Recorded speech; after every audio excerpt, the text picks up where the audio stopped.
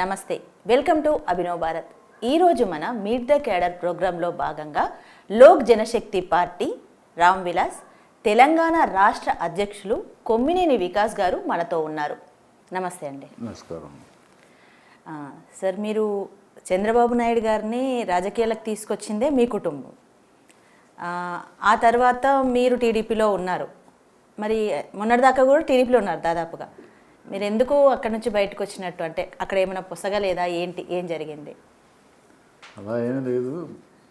చంద్రబాబు నాయుడు గారిని రాజకీయంగా మేము తీసుకొచ్చాము అనేది అది వాస్తవమైన ఆ రోజున ఆ రాజకీయ పరిస్థితుల్లో మా అన్నగారు అయినటువంటి కొమ్మినేని శేషగిరిరావు గారు రాష్ట్ర యువజన కాంగ్రెస్ అధ్యక్షుడిగా నియమించడం జరిగింది సంజయ్ గాంధీ టైం.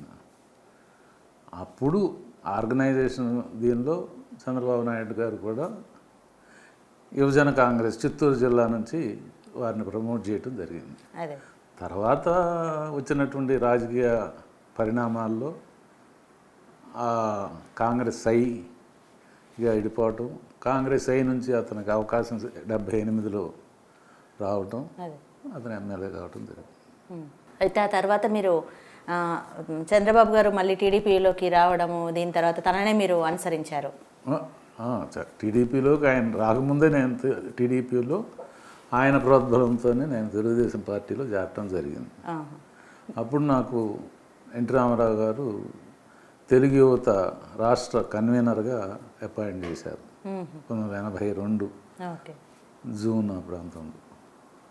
అంటే మీ ఇద్దరు చాలా మంచి ఫ్రెండ్స్ అని కూడా అంటారు. సహచరులు, ఫ్రెండ్స్ అనే కంటే ఇప్పుడు ముఖ్యమంత్రి చేశాడు, ఆయన 14 సంవత్సరాలు చేశాడు.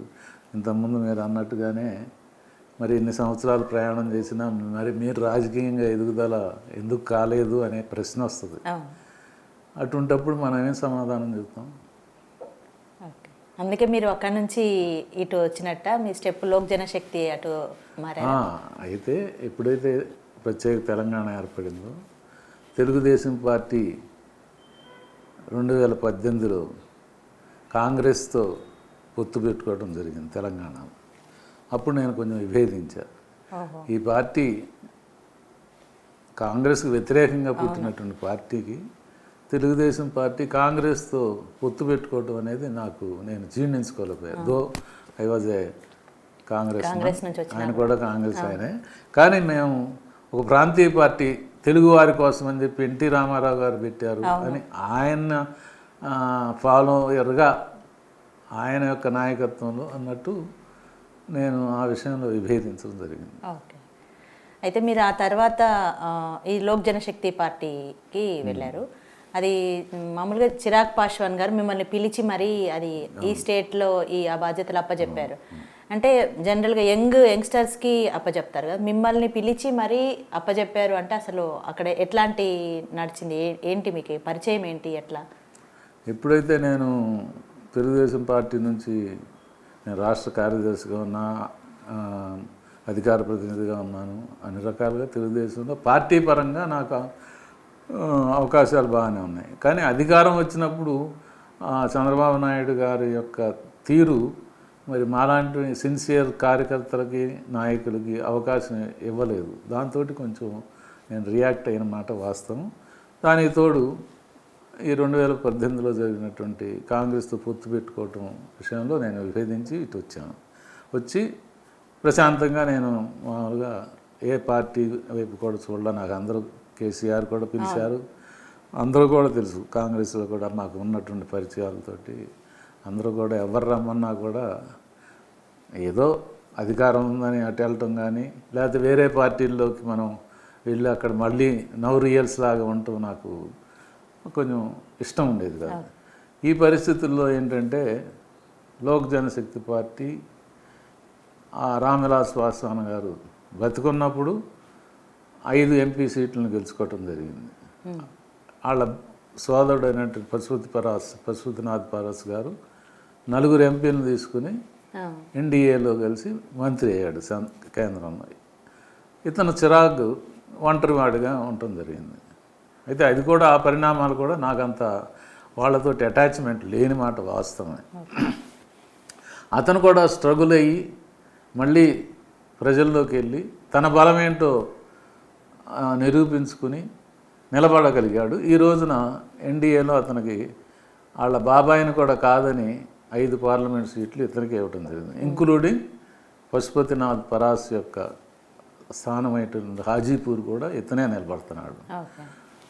సరే, ఆ రోజున పరిస్థితుల్లో వారికి పార్టీని వివిధ రాష్ట్రాల్లోనూ బీహార్లోనూ డెవలప్ చేసుకోవాలి అనేటటువంటి ఆలోచన ఉండి అక్కడ ఉన్నటువంటి కొంచెం తెలిసిన వాళ్ళు నా గురించి ప్రస్తావన, ఈయన కొంచెం అనుభవం ఉంది, యువకులు అని మీరు అన్నారు. నేను కూడా యువశక్తినే ఎంకరేజ్ చేస్తాను ఇప్పుడు కూడా. అయితే కొద్దిగా కొత్త పార్టీ, అందులో బీహార్లో పరిమితమైనటువంటి పార్టీ, ఇక్కడ తెలంగాణలో ఇంకా అసలు జనానికి కూడా అంత అవగాహన ఉన్నటువంటి పార్టీ. రామవిలాస్ పాస్వాన్ గారు ఉన్నప్పుడు ఇది ఒక దళిత పార్టీగా ముద్ర వేసుకోబడింది. కానీ ఈ రోజున అన్ని వర్గాలని అన్ని కులాలని కూడా సమీకరణ చేసుకుని చిరాగ్ పాస్వాన్ ఒక ధ్యేయంతో మంచి ఒక నాయకత్వ లక్షణాలుండి పార్టీని ముందు నడుపుతూ ఉన్నాడు. నేను పిలవంగా నేను కూడా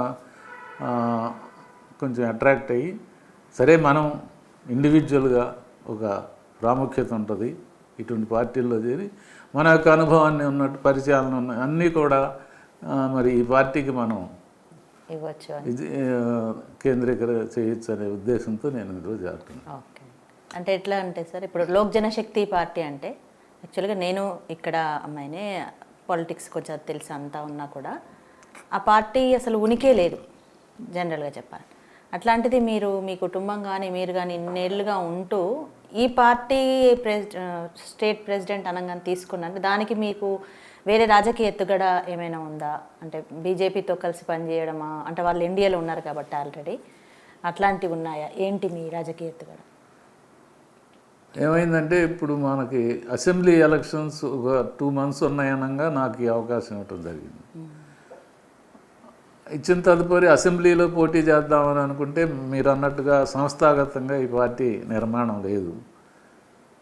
ఆ అభ్యర్థులు కూడా సరైనటువంటి నేను అయినప్పటికీ ఒక 23 మంది అభ్యర్థుల్ని మేము సెలెక్ట్ చేయటం జరిగింది. పోటీలో ఉన్నారండి? పోటీలో లేరు, పెట్టలేదు.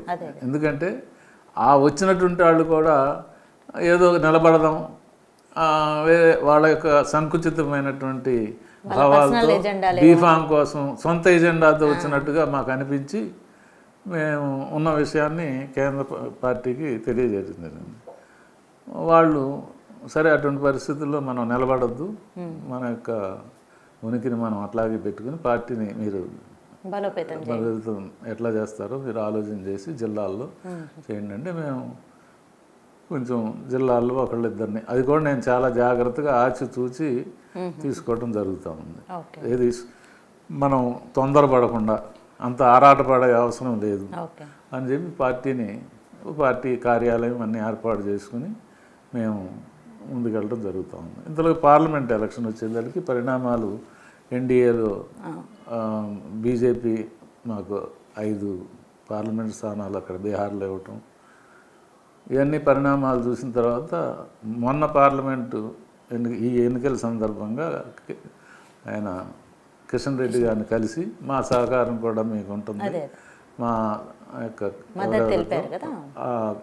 ఆయన రామవిలాస్ పాస్వాన్ గారి అనుచరులు కొంతమంది ఆ భావాజాలం ఉన్నటువంటి వాళ్ళు కూడా చాలామంది ఉన్నారు, వాళ్ళందరికీ కూడా మీ వైపు బీజేపీకి ఓటు వేసేదానికి మా వంతు ప్రయత్నం చేస్తాము అని చెప్పి చెప్పడం జరిగింది. అయితే మీరు పర్సనల్గా అంటే మీరు కూడా నిలబడాలని అనుకోలేదా? మొన్న అసెంబ్లీ ఎన్నికల్లో అయినా కనీసం పోటీ అసెంబ్లీలో అనుకోలేదు కానీ పార్లమెంట్లో అనుకున్నా. ఇప్పుడు కానీ వాళ్ళు ఏంటంటే వాళ్ళు అనేది మీ పార్టీ యొక్క మరి ఇది ఉనికి సరే మీరంటే సరేని అనుకోండి, వాళ్ళు మనం అడిగినటువంటి మల్కాజ్గిరి లేకపోతే ఖమ్మం ఇటువంటి వాటిలో కూడా వాళ్ళు ముందుకు రాలా. ఇది అంటే పార్టీ పేరు చెప్పగానే కొంచెం జనాలకు అర్థం కాదు అట్లా అనుకుంటారు కొంచెం. మరి అప్పుడు మీరు దాన్ని ఎట్లా ముందు తీసుకెళ్దాం అనుకుంటున్నారు? ఇప్పుడు మేము ఎన్డీఏలో భాగస్వామ్యం కదా, మేము కూడా మా జెండాలు మా పెట్టి బీజేపీ వాళ్ళ వాళ్ళకి అభ్యర్థులు బలపరుస్తాం. చేస్తారు. పార్లమెంట్ తర్వాత మళ్ళీ ఇప్పుడు జెడ్పీటీసీ ఎంపీటీసీ ఎలక్షన్స్ వస్తాయి, స్థానిక సంస్థల ఎలక్షన్స్. అంటే ఆ కింది లెవెల్లో నుంచి రావాలని ఏమన్నా అనుకుంటున్నారా?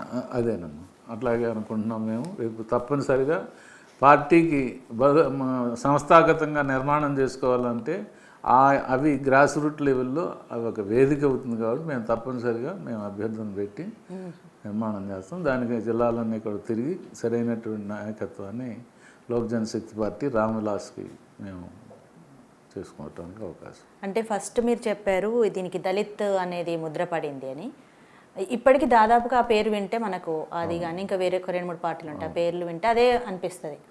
మరి దాన్ని ఎట్లా మీరు ఎట్లా తీసుకెళ్దామని మీకు ఇప్పటికే కార్యాచరణ రూపొందించుకున్నారా, లేకుంటే ఇంకా తర్వాత ఆలోచిస్తారా? ఇప్పుడు ఆల్రెడీ ఇప్పుడు మా నేషనల్ లెవెల్లో కానీ స్టేట్ లెవెల్లో కానీ ఇప్పుడు మా దీనిలో మైనారిటీస్ ఉన్నారు. దళితు అతనే సెక్రటరీగా ఉన్నాడు. వేరే బ్రాహ్మిన్స్ కూడా అక్కడ మనకి ఒక పాండేజీ అని అజయ్ కుమార్ పాండే అని నేషనల్ జనరల్ సెక్రటరీ ఉన్నాడు. అదంతా కూడా ఇతను వచ్చినా కొంత మార్పు వచ్చింది. అంటే మీరు ఇక్కడ ఎట్లా అంటే మీరు స్టేట్ ప్రెసిడెంట్గా మీరు ఎట్లా చేస్తారు? ఇక్కడ మేము మా జనరల్ సెక్రటరీని ఒక ఎస్సీని పెట్టాము, తర్వాత మైనార్టీ అతన్ని ఆర్గనైజ్ సెక్రటరీ పెట్టాము. అట్లా దాన్ని ఒక బ్రాహ్మణ్ని అట్లా అన్ని కులాలు, ఎందుకంటే నాకు కొద్ది గొప్ప ఇటువంటి కులాల మీద అవగాహన ఉంది. పార్టీలో ఏ రకంగా మనం సెటప్ చేయాలి అనేది ఉంది. కాబట్టి అన్ని కులాలని కూడా ఇందులో ఇన్వాల్వ్ చేసి ముందుకు తీసుకెళ్దాం అనేటటువంటి ప్లాన్లో ఉంది. అంటే ఓటర్ పల్స్ పట్టుకున్నట్టు మీరు ఇప్పుడు తెలుస్తూ ఉంది కదా మనకు రాజకీయం ఎట్లా నడుస్తూ ఉంది, కులాల వారీగా విభజించబడింది. కాబట్టి అనుగుణంగా మనం కూడా ఆ నాయకత్వాన్ని ఏ కులంలో ఎవరెవరు ఉన్నారు కొంచెం ఆ నాయకత్వాన్ని మనం అభివృద్ధి చేయాలి.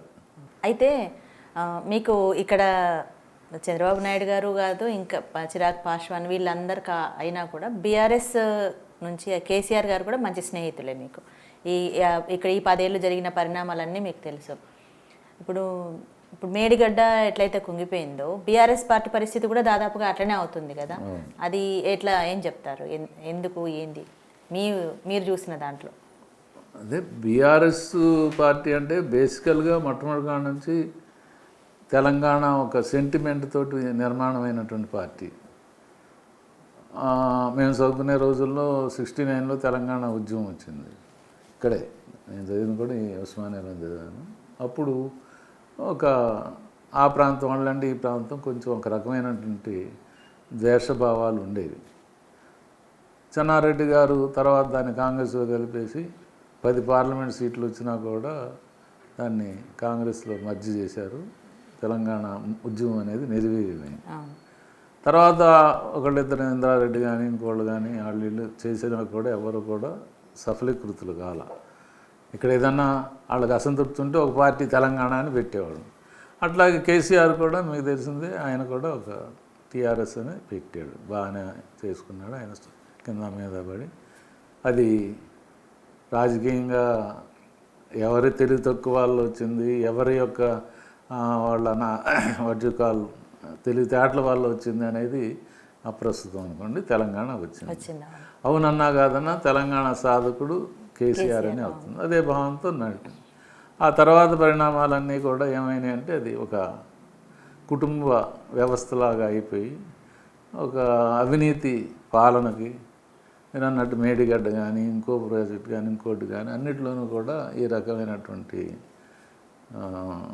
ఆరోపణలు రావటం, వాళ్ళు దాని తగ్గ ప్రైస్ వాళ్ళకి లభించింది. సరే, ఇంకా భవిష్యత్ దాన్ని వీఆర్ఎస్గా చేయటం అది ఫస్ట్ సెంటిమెంట్ అనే దగ్గరే అక్కడ నుంచి మొదలైపోయింది వాళ్ళది. బీఆర్ఎస్ అని సెంటిమెంట్ లేకుండా నేషనల్ అవుట్లుక్లో మంచిదే. ఆంధ్ర తెలంగాణ భావాలు ఎంతకాలం నడుస్తుంది, అయిపోయింది, మీరు సాధించారు, సెపరేట్ అయింది.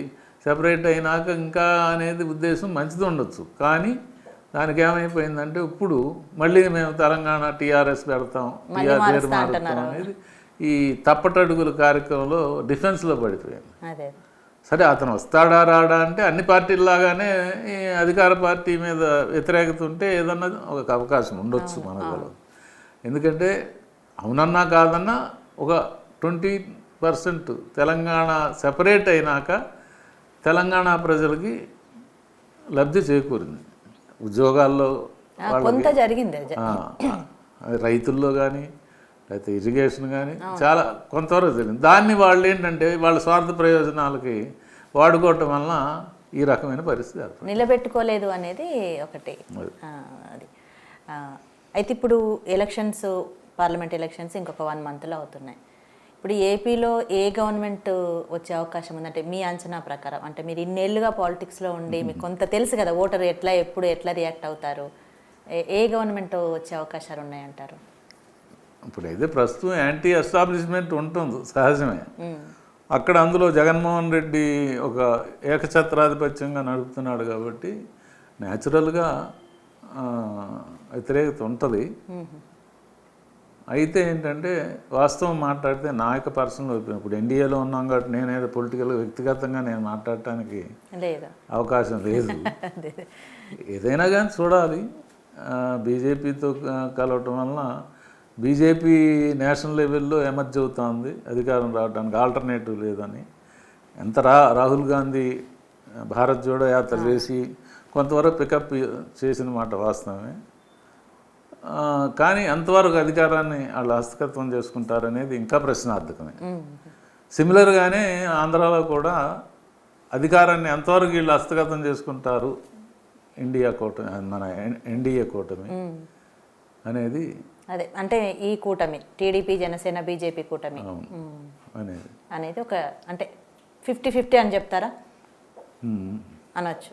ఎందుకంటే మనం వాక్ ఓవర్ అని ఏ పార్టీకి అంటే జనరల్గా ఒక పొలిటీషియన్గా ఈ ఎక్స్పీరియన్స్తో ఒక మాట అనుకోవచ్చు కదా అని.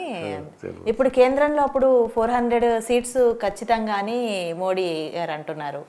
అది వస్తుంది అంటారా? అంటే మొన్న కాంగ్రెస్ మేనిఫెస్టో చూస్తే అది చాలా బ్రహ్మాండంగా ఉంది. అంటే చూస్తే జనరల్గా ఉమెన్ ఓటర్స్ని బాగా అట్రాక్ట్ చేసేటట్టుగా ఉంది. యూత్కి కానివ్వండి, మిగతా వాళ్ళందరికీ చాలా ఇచ్చారు హామీలు. అవి ఇంకా ఏ పార్టీ అయినా అంతే, ఇచ్చిన తర్వాత నెరవేరుస్తారా లేదనేది సెకండరీ. కానీ అవి చూసిన తర్వాత కొంత ఏదైనా మార్పు ఉండొచ్చా? అంటే టగ్ ఆఫ్ వార్ ఇస్తారా కాంగ్రెస్? సీట్లు పెరుగుతాయండి. ఎందుకంటే భారత ప్రజానీకం గాంధీ కుటుంబం అంటే డెఫినెట్గా కొంత వాళ్ళకి అనుకూలంగా ఉండే పరిస్థితులు ఉన్నాయి కూడా. గతంలో కూడా ఇందిరాగాంధీ మరి రోజున 77లో 80లో 78లోనేమో ఇక్కడ కాంగ్రెస్ వచ్చింది, 80లో పార్లమెంట్ ఎలక్షన్లో రావటం జరిగింది. ఇవన్నీ కూడా గత చరిత్ర చూస్తే కాంగ్రెస్కి ఒక ఓటు బ్యాంక్ ఉంది. అయితే ఇక్కడ ఏంటంటే effective national leadership important. Rahul Gandhi ఏమైంది? రాహుల్ గాంధీ ఎఫెక్టివ్గా ఈ మధ్యకాలంలో ఎక్స్పోజ్ అయ్యాడు, కానీ అంతకుముందు అంత సీరియస్నెస్ లేదు. ఇక్కడ ఈ రాష్ట్రంలో కూడా తెలంగాణలో మనం చూస్తే రేవంత్ రెడ్డి వచ్చినాక, రేవంత్ రెడ్డి పెద్ద ఇదని కాదు, కానీ వచ్చినాక స్పార్క్ లాగా కాంగ్రెస్లో ఒక మెరుపు వచ్చింది. ఆ మెరుపుని అతను పట్టుకున్నాడు. ప్రజలు ఏంటంటే ఇతనైతే కొంచెం బాగుంటుందని ఈ యాంటీ టీఆర్ఎస్ బీఆర్ఎస్ ఈ వర్గాలన్నీ కూడా యునైట్ అయినాయి. అట్లాగే అభ్యర్థులు కూడా ఆచితూచి ఇచ్చారు సెంటర్ కానీ. అందులో ఏం అనుమానం లేదు, కాంగ్రెస్ పుంజుకుంది నేషనల్ లెవెల్లో. కానీ నా ఒపీనియన్లో అధికారం చేపట్టే అంత ఇది రాలేదేమోనని నా అనుమానం. అటువంటి అవకాశం ఏమి కనపట్ల. అందులో మోడీ ఫ్యాక్టర్ కొంతవరకు పబ్లిక్లో బాగా ఉంది. ఎందుకంటే మోడీ అనగానే మనం చూడండి, ఏటీఎంల దగ్గర డబ్బులు లేకపోయినా 2000 రూపాయలు ఇదైనప్పుడు 15 రోజులు మనం క్యూలోనన్నా నిలబడి ఓపికగా చేసాం. ఏమ్మా ఆ కరోనా టైంలో గంటలు కొట్టమంటే కొట్టాం, దీపాలు పట్టుకోమంటే కొట్టాం, మొత్తం నేషన్ అంతా ఇర్రెస్పెక్ట్ ఆఫ్ వాట్ అడగాలి క్వశ్చన్ చేయకుండా చేసేసాం, అంతే అందరం చేసాం. అట్లా ర్యాలీ చేశాడు అతను. ఎకానమీ కూడా ఇవాళ పరిస్థితులు మీరు చూస్తూనే ఉంటే గమనిస్తూ ఉంటే ఆర్థిక పరిస్థితి కూడా బాగానే ఉంది. ఇంటర్నేషనల్ లెవెల్లో కూడా మన ఇండియా యొక్క ప్రతిష్ట ఈ మోడీ వలన పెరిగిందనే అభిప్రాయం ఉంది. దానికి తగ్గట్టుగా ఈ రోజున ఎన్డీఏ అధికారంలో రావడానికి మరి అన్ని రాష్ట్రాల్లోనూ అన్ని పార్టీలని కలుపుకొని పోతూ ఉన్నారు కాబట్టి అవకాశం ఉంది. ఉంది అంటారు. ఇవాళ మా పార్టీ కూడా చూడండి, ఎన్డీఏలో అతను మంత్రి ఉన్నాడు, ఎవరు, పశుపతినాథ్ పరాస్, వీళ్ళ బాబాయ్. అయినప్పటికీ ఇతనిలో బీహార్లో ఇతను కనుక ఏ రకమైనటువంటి కొంచెం అన్యాయం జరిగిందంటే అయిపోయింది. అట్లాంటి పరిస్థితి మా నాయకుడు తీసుకొచ్చాడు జనంలో. మొన్న కూడా నా సంగతి ఏంటి అని తెలుసుకొని మాకు 5 సీట్లు హాజీపూర్ కావాలి అని చెప్పి అడిగాడు. అడిగితే దాని విషయంలో అతనే మంత్రి ఉన్నాడు ఆల్రెడీ. మరి అతని సొంత నియోజకవర్గం, నథింగ్ నాకు ఇస్తేనే అన్నాడు. అంటే వాళ్ళు ఏం మాట్లాడాల. 10వ తారీఖు మీటింగ్ పెట్టాడు. అసలు యూత్ మామూలు చెప్పడానికి లేదు. చిరాగ్ పాస్వాన్ అంటే చిరాగ్ అంటే నిప్పు రవ్వ. అట్లా బీహార్ అంతా కదిలింది. అంత దీనికి వచ్చేదానికి వీళ్ళు ఇంటెలిజెన్స్ రిపోర్ట్ తెప్పించుకుని చూస్తే చాలా కష్టం అని చెప్పి నితీష్కి ఆల్రెడీ మైనస్ వచ్చింది, ఇక్కడ నుంచి అక్కడ షిఫ్ట్ అయ్యాడు అనేటటువంటి ధోరణి. సో పబ్లిక్ ఒపీనియన్ ఎప్పుడు కూడా ఏంటంటే డెఫినెట్గా ఈ రోజున గమనిస్తూ ఉంటారు. తెలియదు కానీ వాళ్ళు ఇచ్చే తీర్పు అనేది ఎవరి అంచనాలకు అందదు. అక్కడ మీరన్న ప్రశ్నకి చంద్రబాబు నాయుడు ఆయనకున్నటువంటి నాయకత్వ లక్షణాలకి, ఆయనకున్నటువంటి పేరు ప్రతిష్టలకి, దేశ విదేశాల్లో కూడా అతనికి ఆ రోజున మంచి ఇది ఉంది. కొంచెం ఈ యొక్క ఆపరేషన్లో కొంచెం తప్పటడుగులు వేచాడేమోనని నా అనుమానం. అందుకే నేను అనేది 50-50 ఛాన్స్.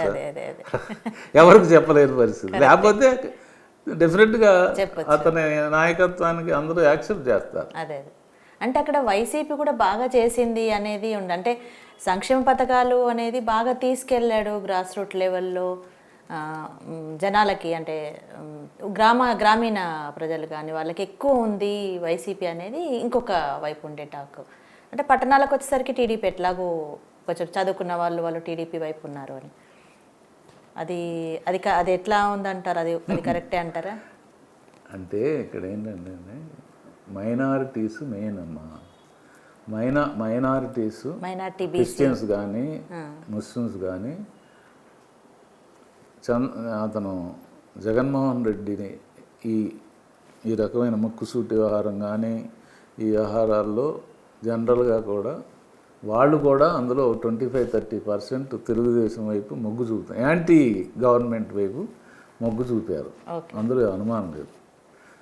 ఇప్పుడు ఏమైందంటే అక్కడ నాకు వచ్చే దీన్ని బట్టి ఫీడ్బ్యాక్ని బట్టి వాళ్ళల్లో ఏదో కొంచెం మార్పు ఉంది. బికాస్ ఎన్డీఏలో ఆ చేరటం కూడా గౌరవప్రదంగా జారలేదేమో అనే అనుమానం వాళ్ళకుంది.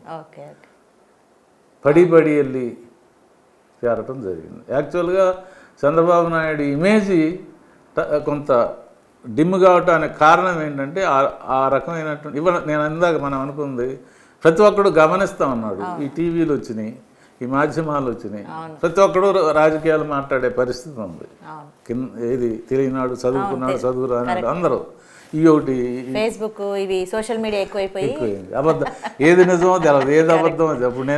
మీరు నన్ను చెప్పంటే నేను వాస్తవాలు చెప్పాను, అది ప్రమాదం. అట్లా ఉంది. ఎన్టీఆర్ గారు చనిపోయిన తర్వాత తనకి భారతరత్న ఇవ్వాలని మీరు ఒక సంస్థ పెట్టి ఇప్పటికీ దాన్ని కొనసాగిస్తున్నారు. అదే ఇప్పుడు చాలామందికి ఇప్పుడు మొన్ననైతే అసలు ఎప్పుడూ జరగనట్టుగా 5గురికి ఇచ్చారు. మరి ఎందుకు ఆగుతుంది ఎన్టీఆర్ గారికి అనేది అంటే ఏమంటారు? అంటే కొన్ని పాలిటిక్స్ ఉన్నాయా ఫ్యామిలీ? అంటే తన కూతురు పురంధేశ్వరి గారు ఎన్డీఏలోనే ఉన్నారు, చంద్రబాబు గారు తనతో పొత్తు పెట్టుకున్నారు. ఇట్లాంటి ఫ్యామిలీ అంతా కలిసి ఉన్నప్పుడు ఎందుకు రావట్లేదు? ఏం అడ్డుపడుతుంది? ఏ అదృశ్య శక్తి అడ్డుపడుతుంది అనుకుంటున్నారు భారతరత్న రాకుండా ఉండడానికి? నేను మీరు అన్నట్టుగా దుష్ట శక్తుల, ప్రజాశక్తుల, అదృశ్య శక్తుల మనం ఏం చెప్పలేం. కానీ ఏదేమైనా ఎవరేమనుకున్నా ఎన్టీ రామారావు గారికి భారతరత్న ఇవ్వటం అనేది అది అదే ధర్మం. అవును. మరి మోడీ గారు అంత ఆలోచించి చాలామందికి మీ మధ్యలో ఇచ్చారు. అందులో భారతరత్న ఎన్టీ రామారావు గారికి ఇస్తారని అందరూ ఊహించారు.